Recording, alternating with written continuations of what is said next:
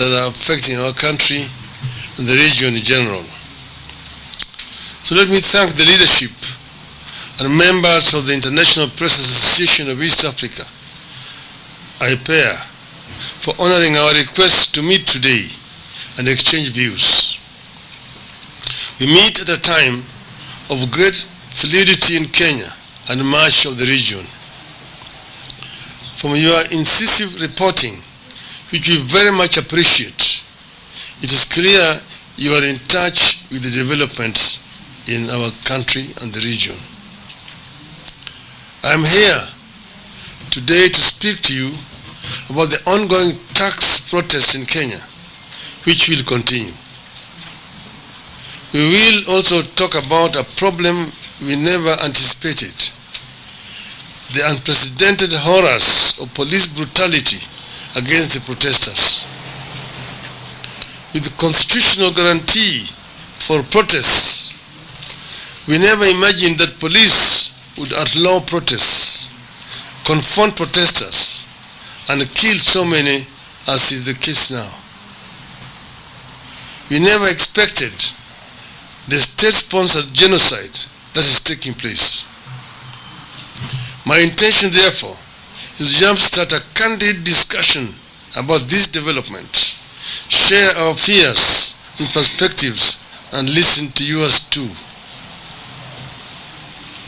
The most important discussion in our country today is the high taxes, rising cost of living, and the ensuing protests. Although the tax protests had been initiated by Azimio, it has since gone beyond the party. After the passage of the Finance Act, Kenyans have defied party, political and regional divides and united to resist punitive taxation and demand the lowering of the cost of basic commodities. That the tax burden is unbearable is no longer a party issue. It is a Kenyan issue. The response by the state to the protests has given way to something that now looks like even more ominous than the high cost of living that the protests were initially about. We are witnessing unprecedented police brutality. We are also witnessing an unprecedented phenomenon of the state resorting to armed militia to quell protests. You have visited hospitals and morgues, and you have established that police and hired gangs have shot and killed or wounded scores of people at close range. Some have been shot from the back as they fled or in a position of surrender. The shots have been aimed at the vital organs and the delicate parts of the victims, like the stomach, the spine, the heart, the chest, and the head. All the victims have been unarmed. Underscore the word unarmed. These protests were about the cost of living and excessive taxation, and they will continue as such. But we are now forced to deal with the question of policing in a supposedly democratic state like Kenya. Police being deployed to break the protests have failed to act in accordance with the constitution and the law. First, there is no legal backing for police breaking up protests. The protests are protected by Section 37 of the Constitution.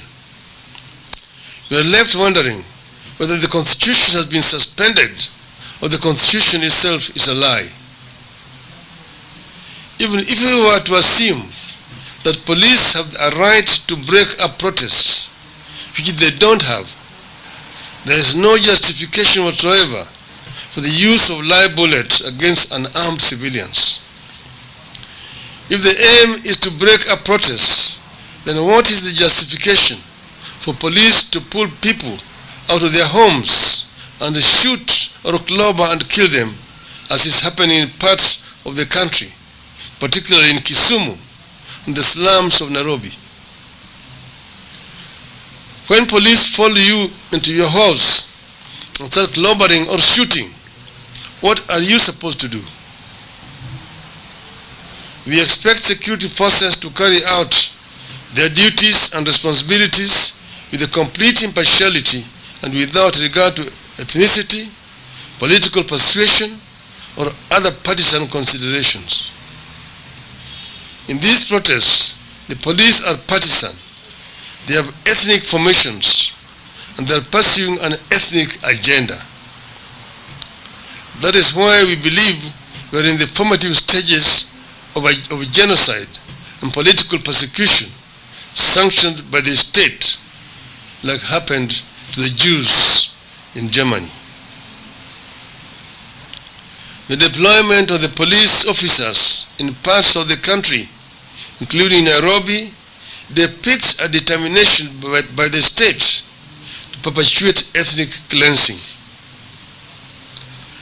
Going back to the Finance Act and the wider question of high taxes, the question we are struggling with as a nation is, what are the citizens supposed to do when the government ignores their feelings, views, and circumstances? In the run-up to the vote on what is now the Finance Act, polls showed that more than 90% of Kenyans rejected it.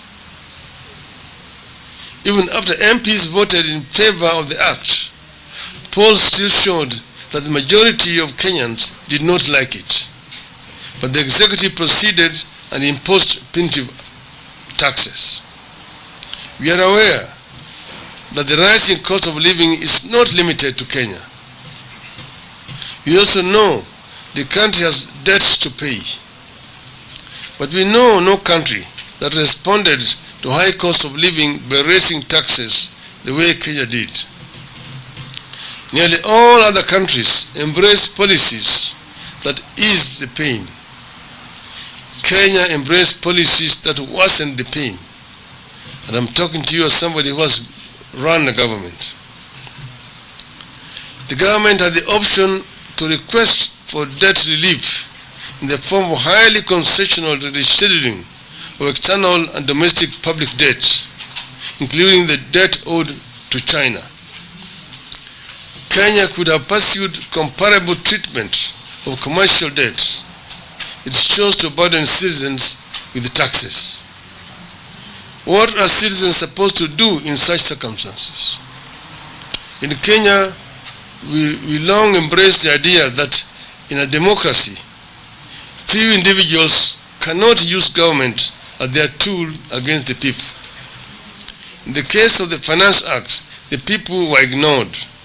What are the people supposed to do? Some have argued